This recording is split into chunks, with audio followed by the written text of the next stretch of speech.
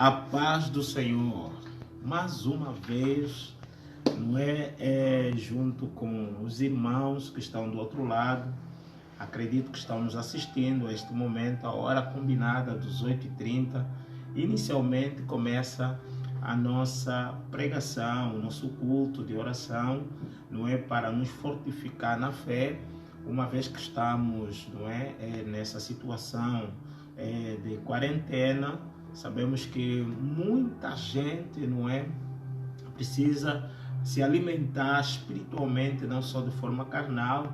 Sabemos que comer faz bem, alimenta o corpo, mas também precisamos alimentar o espírito. Para alimentar o espírito, só com a sua palavra. Então, hoje, mais uma vez, estamos aqui para poder trazer esta palavra aos irmãos que estão nos ouvindo.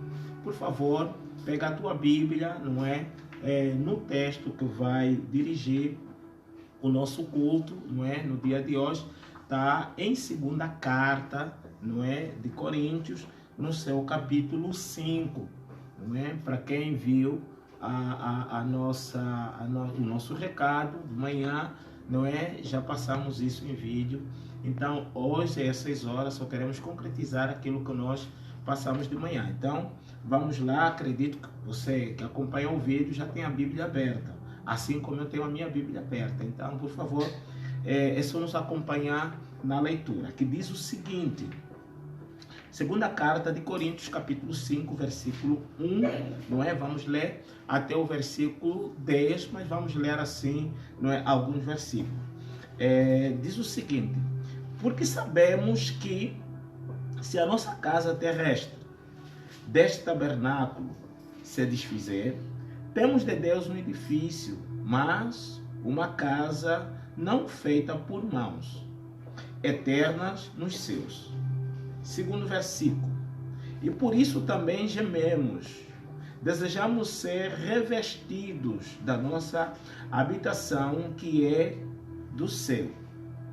Pode pular para o versículo de número 7, que diz o seguinte: porque andamos por fé e não por vista, mas temos a confiança e desejamos antes deixar este corpo para habitar com o Senhor. No versículo de número 10 diz o seguinte: porque todos devemos comparecer ante o tribunal de Cristo, para que cada um receba segundo o que tiver feito por meio do corpo, ou bem ou mal. Palavra do Senhor. Ok. E aqui então nós extraímos o texto, ou o tema, a lógica e a fé. Ambos, assim de forma distinta, mas queremos descodificar essa palavra, a lógica e a fé, que na verdade não é a mesma coisa. Por exemplo, a pergunta é: o que é a lógica, a lógica, numa resposta assim direta, é aquilo que os nossos olhos podem contemplar, aquilo que os nossos olhos podem ver. Isso é a lógica. E muitas das vezes, é aquilo que nós conseguimos apalpar. Ou então, numa outra definição, também é um conjunto de ideias para se apurar, para se apurar um fato. Isso também é lógico. Estamos a ver que a lógica, é aquilo que nós conseguimos ver com os nossos olhos, e com isso consigo dizer que é a única forma que eu entendo que a lógica, na verdade, ela faz. A lógica é isso aqui, os que os nossos olhos veem, aquilo que você pode contemplar, aquilo que você pode apalpar. E muitas das vezes juntar fatos para se dar um resultado. Isso é lógica. Agora, o que é a fé? A fé, numa definição assim, resumida, lá em Hebreus, no seu capítulo 11, versículo 1, tem essa resposta, mas de uma forma resumida, a fé é aquilo que os nossos olhos não veem. Isso é fé, não é? A fé, numa outra definição, é a loucura para o mundo. Nós sabemos que o mundo em si nos acha louco. Primeiro é porque nós acreditamos em coisas que nós não vimos. Então isso já entra em choque com a lógica. Então conseguimos entender a fé é aquilo que está mais ligado ao espiritual. Lógica é aquilo que está mais ligado ao materialismo, o que é material, o que é palpável. Mas a fé é o que está mais ligado ao espiritual. E aqui, não é? Paulo no capítulo 5, não é? Nos chama a atenção e, olhando naquilo que é o contexto, fala da motivação de Paulo.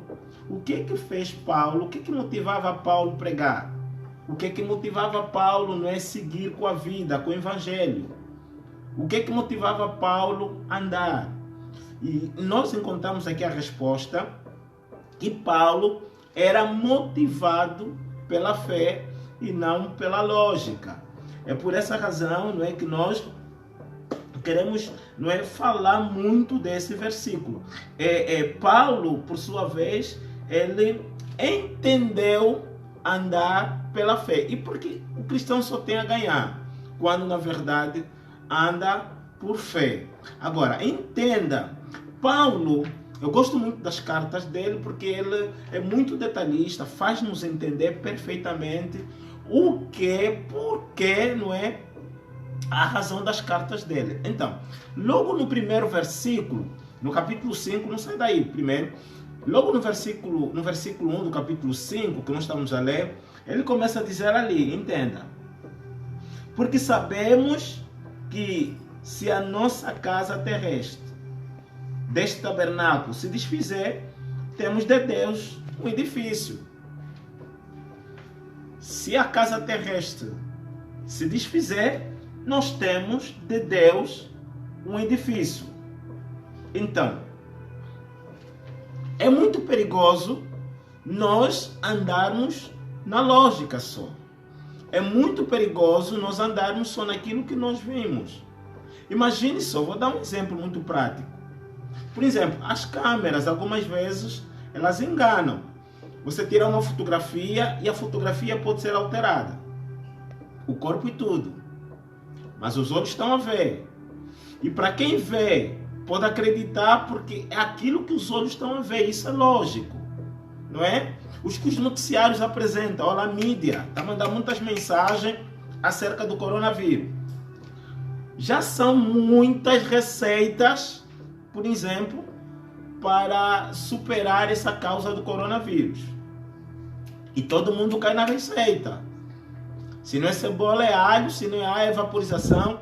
Muita coisa. É vinagre. Agora já não é vinagre, tem que ser... É muita coisa. Acho que tem que ser... Daqui a pouco vamos falar quiabo, tomate. Não é? Alguma coisa, não é? Então, isso é o que os nossos ouvidos estão a ouvir, estão a ver. E é lógico. Isso não tem como se desfazer. Então, quem vive pela lógica, ela vai, não é, julgar as coisas na lógica. Isso é lógico. Não tem como fugir. Por exemplo, é lógico que o mundo não vai pensar que esse mundo um dia vai se desfazer. O mundo pensa assim. O mundo olha para esse mundo, todo ele bem encantado, e o mundo acha que isso nunca vai desfazer. Falar disso, olha, o mundo vai se desfazer. Não fala isso. Isso nunca vai acontecer. E isso é lógico, isso não é alguma coisa tipo magia, não. Isso é lógico. Mas lamento dizer que esse mundo um dia vai terminar. E não é a minha palavra. Em Eclesiastes, no seu capítulo 3, no versículo 1, diz lá. Está dizendo mesmo bem lá. Eclesiastes, capítulo 3, versículo 1. Tudo tem o seu tempo determinado. Tudo. Não está dizendo algumas coisas. Está dizendo tudo. Tem o seu tempo determinado. E há tempo para todo o propósito debaixo dos céus, que é a terra.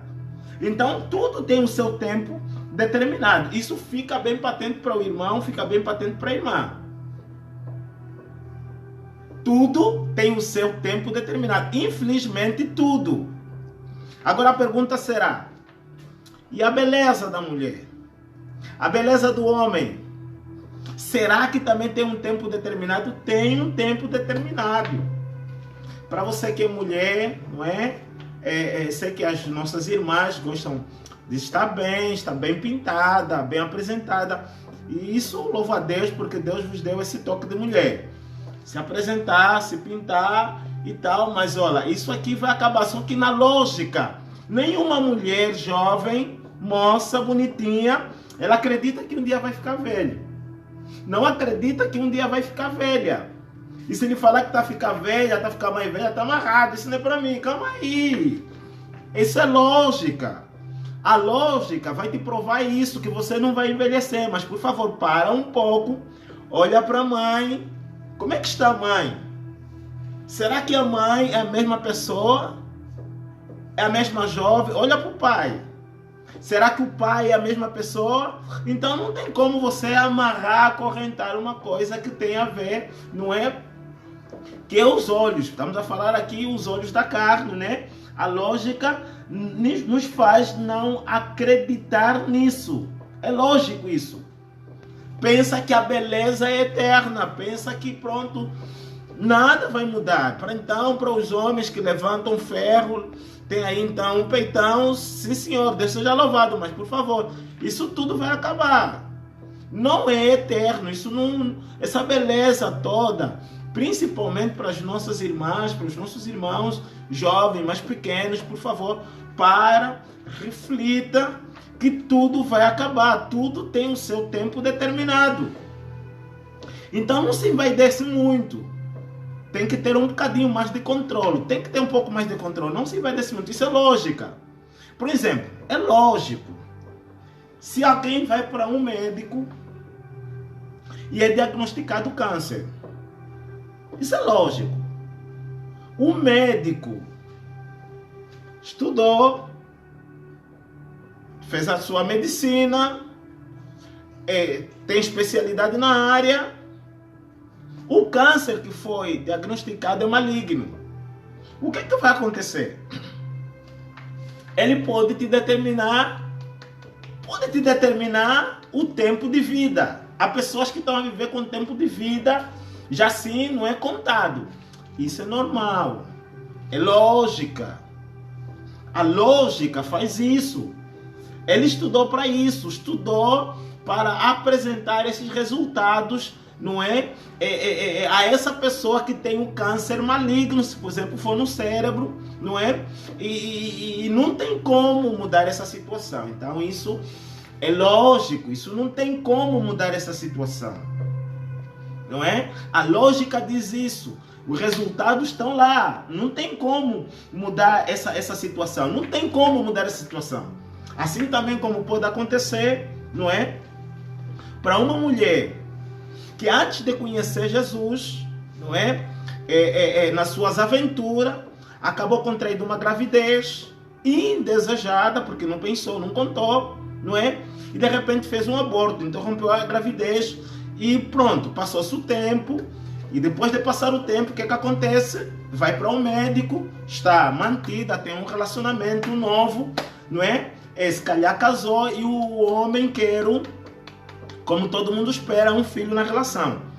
E essa situação não está acontecendo, não é? É lógico, não é? Que se essa pessoa ir para o médico vai dizer, olha, é assim, por causa dessa situação, por causa de você ter interrompido uma gravidez na tua adolescência, na tua juventude, você não tem como alcançar. Então, isso é lógico. O médico está a dizer que não pode, ele estudou para isso. Se ele diz que não tem como. É lógico que ele estudou para isso. É como o resultado de uma mulher que vai, por exemplo, fazer ecografia à espera de uma criança. Tá lá, as máquinas vão detectar, olha, na ecografia é um rapaz, é lógico, é um rapaz. A lógica diz isso. Se é uma menina, é uma menina. A lógica diz isso. Não tem como mudar a lógica. E entenda, hoje estamos a viver também uma situação, não é? Com as nossas irmãs, que temos que entregar muito na oração, acerca, por exemplo, de mioma. A mioma, muita gente está sendo impedida de engravidar por causa da mioma. E isso tem sido um problema nos relacionamentos. A mulher não consegue alcançar. E às vezes, por causa da lógica, as pessoas vão pensar já num problema antigo. Que você não está alcançando, deve ser por causa dessa situação, porque você andou a beber, porque você andou a fumar, porque você andou a se drogar, porque você andou a fazer tanta coisa. A lógica vai achar sempre, a lógica age sempre. Mesmo não sendo às vezes verdade. Por exemplo, na definição eu disse que é juntar fatos. Às vezes, juntar fato. Por exemplo, numa casa vivem 3 pessoas. E deixaram algum artigo, ou dinheiro, ou valores por cima de qualquer coisa. E de repente esse dinheiro desaparece. Todo mundo pergunta: Quem roubou? Quem tirou? Até a expressão pode ser quem tirou. São todos de casa. O que acontece? Chama-se os investigadores, vão fazer a investigação. A lógica tem que achar um culpado. Juntar fatos. Quem vive em casa, A, B e C. Então pronto. No A, B e C só pode ser vocês 3 e mais nada. Esquecemos que pode ter uma 4ª pessoa. Que pode se calhar pular a janela, ter a chave do quarto, ter a chave de casa, entrou, não é? E tirou. Mas a lógica faz o cálculo e acha o resultado. E isso é lógico. Não tem como mudar, não é? A lógica. Aqui temos problemas com a lógica. Essa é a situação com a lógica. Por exemplo, um outro caso, uma outra situação. Há famílias muito tradicionalistas. Vivem da tradição. De manhã até a noite, tradição. E uma das tradições que eu quero falar aqui é se a tia mais velha, a mãe grande, aquela que ninguém pode com ela é fogo. Ela quando vem fazer alguma coisa não vale a pena. Tem as filhas A, B e C. Essas filhas, se não casarem de forma tradicionalista e por tradição, nenhuma filha pode casar da irmã do irmão. Porque por tradição está assim. Fizeram um pacto e esse pacto foi bem declarado. Primeiro são as primeiras, depois são as segundas. Se as filhas delas não casar, ninguém casa na família. É lógica. E nós africanos, então, que temos problemas com a tradição, muita gente teme por isso. Porque a lógica faz isso. Essa é a situação da lógica. Não é? E outra situação da lógica, a lógica tem muitas situações. É que há pessoas que só vivem alegres, só estão bem com os outros, porque tem alguma coisa. Tudo que pega é palpável, não é? Vive bem, tem alguma coisa, ele está vendo. Ele alega, a alegria dele está nas coisas. A alegria dele não está quando não tem. Olha, quando não tem um problema. Quando não tem, fica triste. Não fala com a esposa, se tem esposa. Não fala com os filhos, não fala com ninguém, se fecha.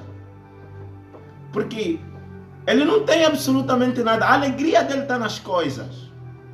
Por exemplo, eu não queria aqui ofender ninguém, mas por favor, não se sinta ofendido. Há pessoas que bebem, quando tem bebida, estão muito alegres. São os homens mais alegres do mundo, as mulheres mais alegres do mundo. Isso, glória a Deus, a marula, a cerveja, a cuca, tudo ali misturado, caporroto. Quem não sabe, vive no estrangeiro, mas caporroto é uma bebida muito quente, se calhar mais pior, mais quente que o uísque.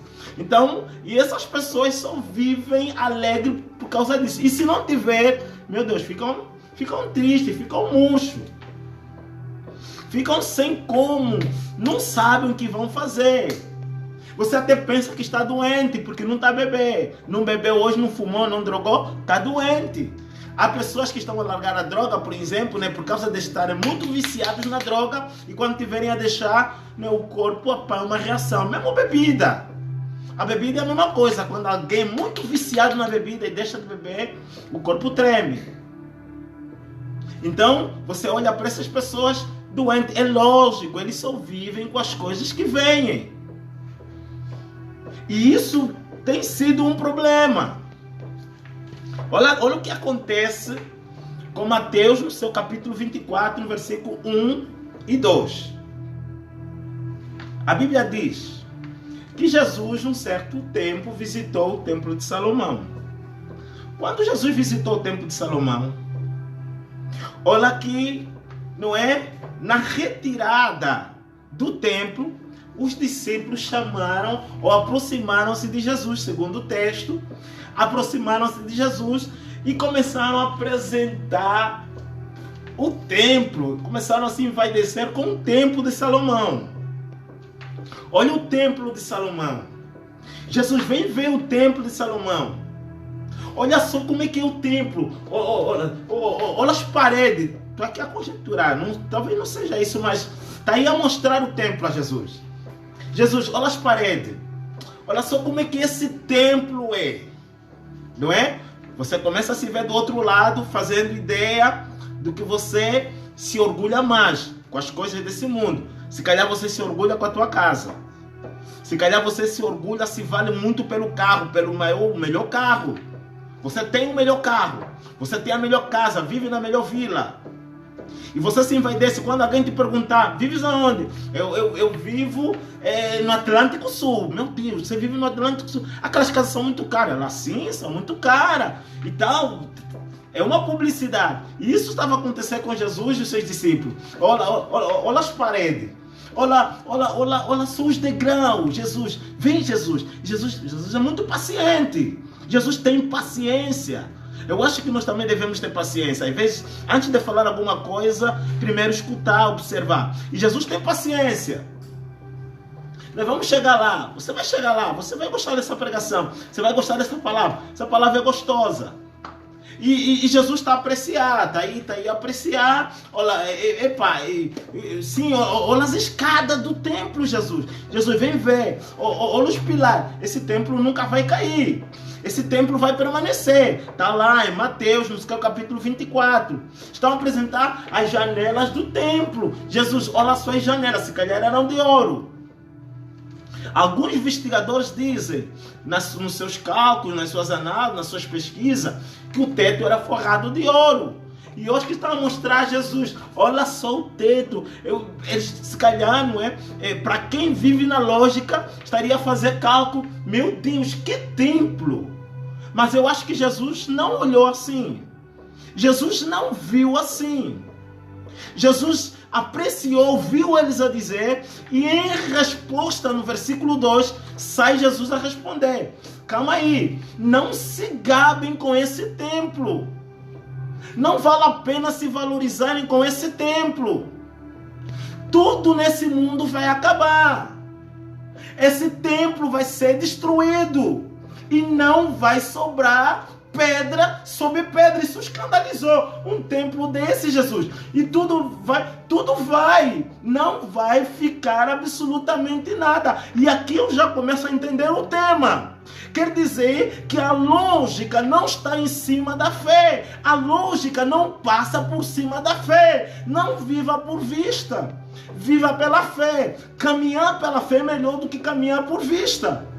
Jesus estava a dar uma lição aqui nesse versículo, e eu gostei muito. E ele vai terminando no versículo 35, ele vai dizer do mesmo capítulo 24, né? Os céus e a terra passarão, os céus e a terra, mas as minhas palavras nunca vão passar. Meu Deus, viva pela fé e não viva pela lógica. Não vive naquilo que você vê. Não se contenta naquilo que você vê. Procura viver na fé. Viver na fé tem esperança, mas a lógica não, porque a lógica termina. Você precisa compreender essa palavra. É muito importante. Por isso, Paulo, no versículo que nós estamos, no capítulo que nós estamos a ler, lá no capítulo 5, no versículo 7, o que é que ele diz aí? Não anda por fé, mas não anda por vista.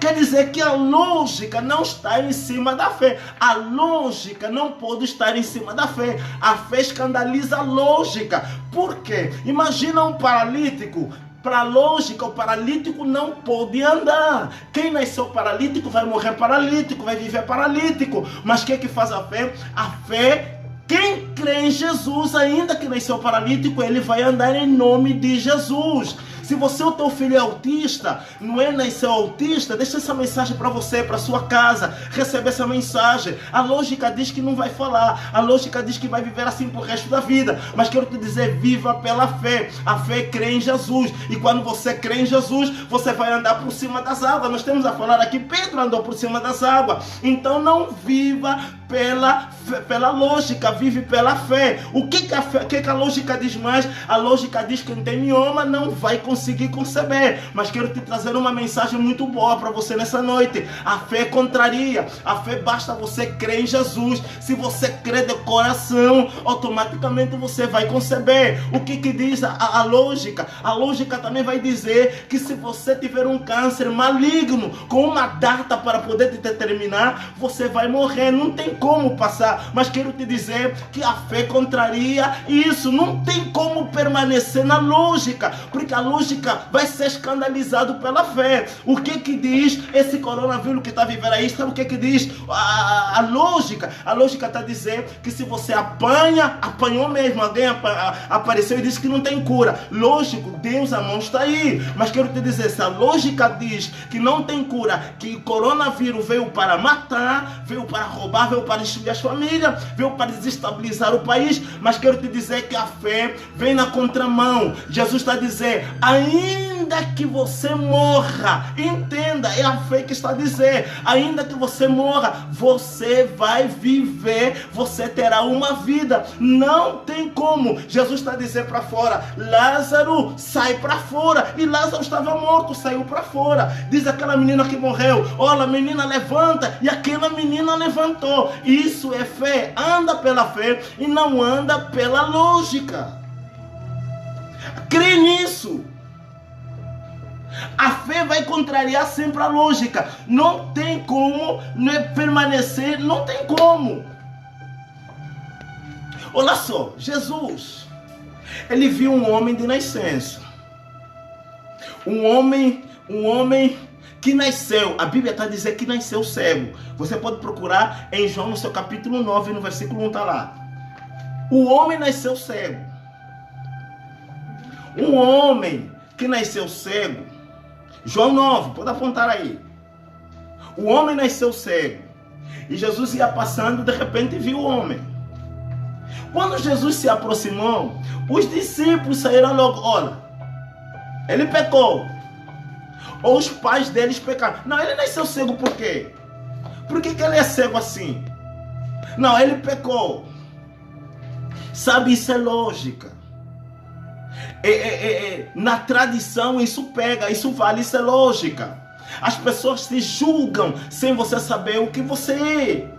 Sabe que quando um casal, por exemplo, casa, na lógica, não está fazendo filho, lá vem os vizinhos fofoqueiros, as vizinhas fofoqueiras, linguarudos e linguarudas, começam já a falar mal da tua vida. Se não está conseguindo, é por causa disso, é por causa daquilo. Isso é lógico, não se escanaliza para a lógica. A fé vai surpreender, a fé surpreende. Ainda que você não tenha absolutamente nada, a fé surpreende. Sabe o que a lógica diz? Você que não estudou, não tem absolutamente nada, não pode estar em cima. Mas quero te dizer, isso é mentira do diabo. A fé vem surpreender essa situação. Então os discípulos fizeram julgamento. Não, quem fez é o pai ou a mãe. Jesus está aparecendo, está dizendo, olha, não é o pai que cometeu, não é a mãe que cometeu, mas é que para que a glória de Deus se manifeste na vida dele. Então deixa eu te dizer, se alguma coisa está dando errado na tua casa, na tua família, em nome de Jesus, receba essa glória de Deus na sua vida. Receba essa glória de Deus na tua casa.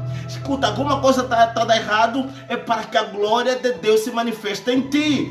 Se alguma coisa no teu casamento está errado, é para que a glória de Deus se manifeste em ti. Isso é fé. Acredita, toma posse dessa palavra.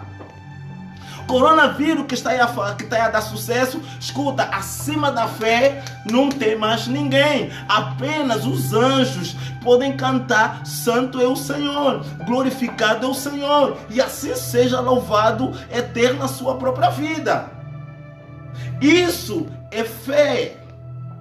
Fé não tem comparação com a lógica. A lógica vai na contramão. Não tem como. Olha agora, Jesus está a olhar para o cego, está a dar vista ao cego. Olha o que ele fez. Entenda. Olha o que ele vai fazer. Cuspiu na terra. Meu Deus, isso, a ciência, isso não se justifica. A lógica não se justifica. Cuspiu na terra, fez lodo e untou na vista do cego. Assim, isso vai na contramão da ciência. Escuta só, a lógica, para quem quer, por exemplo, ser curado de um câncer, você tem que ser rasgado. Se você tem mioma, você tem que ser rasgada. Mas a fé não. A fé opera sem abrir o corpo. Isso não se explica. A fé vem na contramão. Deixa eu te contar um pequeno testemunho que eu vivi. Um dia, eu estava caminhando. Subimos num táxi, eu e o meu irmão. Ele estava escutando essa mensagem. Deus te abençoe. Assim que subimos num carro, num táxi, há muitos anos atrás, de repente eu mandei parar o carro. Sabe o que eu vi? Um volante. Mandei parar rápido o táxi. Para. O táxi parou. Sabe o que eu fiz? Desci com ele e fui pegar o volante. Na altura um volante estava a custar $100. Muito caro. Ele meteu a mão na cabeça e disse: meu Deus, você é louco. Esse volante é para fazer o quê? Eu disse: olha, quando ter o meu carro, eu vou colocar esse volante. Ele disse: não, isso não pode. Não, você não está falando sério. Você vai gastar $100 num volante e você não tem carro. E escuta bem, Almeida, escuta bem, não faz isso. Devolve esse volante, por favor, e pega esse $100. Pega de volta esse $100. Eu disse: não tem como, porque para mim colocar no meu carro futuro. Calma ali, os outros para comprar carro, uns ainda compram chaparia, compram uma sucata, compram uma lata. Outros compram um motor, começam no motor. Até se fosse pneu, até estaria bom. Mas agora, volante.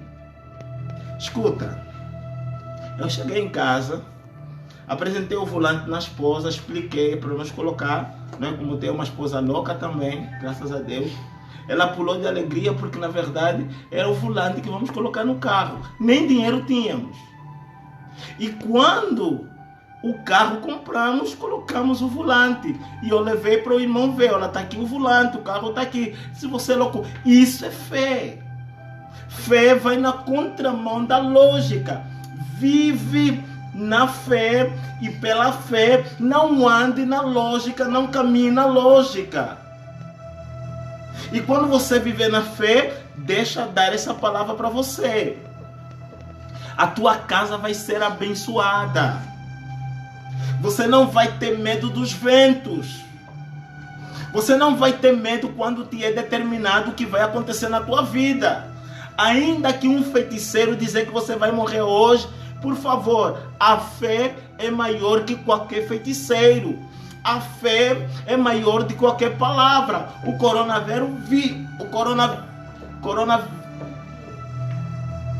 Covid-19, coronavírus, ele veio, amém, Deus seja louvado. Mas deixa eu te dizer, Jesus também veio na tua vida. Isso aqui é fé. Eu vivo pela fé, eu caminho pela fé. E eu não vou deixar a fé. até o último momento. E aliás, eu não vou terminar essa mensagem no versículo 10. Eu quero ficar aqui nessa mente de que você deveria, não é, deixar as coisas que são lógicas e viver pela fé. Caminhe pela fé, ande pela fé e faça as coisas pela fé. Então, por favor, a lógica e a fé são ambos distintos. Não tem como você caminhar nos dois assim e considerar mais a lógica. Por favor, considere a fé. Sabe o que diz em Hebreus, capítulo 10, no versículo 38? Isso é para terminar. O justo,